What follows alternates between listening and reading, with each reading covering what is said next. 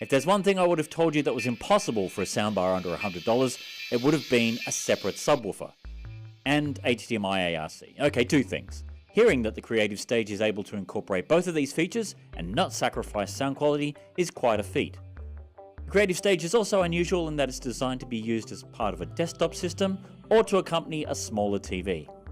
Unlike many desktop systems, it won't act as a USB sound card. You'll need to use an auxiliary output from your computer.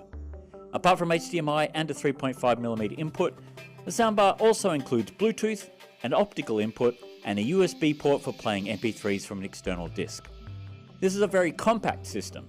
The soundbar itself is only 21 inches wide, and the 40-watt subwoofer is only 1.5 feet tall. The sub isn't wireless though, as it's connected by an 8-foot umbilical cable. The system comes with a comprehensive remote control, but you can also control it via the 3-button panel on the side of the soundbar. Tapping the power button changes the input. Due to its small size, the Creative System is best suited to listening while at arm's length. It has a forward-sounding nature, which is complemented by fairly deep bass. This makes it ideal for both video games and movies. If you're after a desktop system, the Creative Stage makes an excellent case that $90 is all you need to spend. As a TV soundbar, it's a little too small.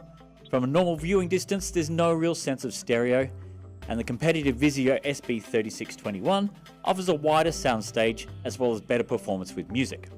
However, the Vizio is a lot more laid back and lacks a subwoofer, so it's not as great with action titles or shoot 'em up games.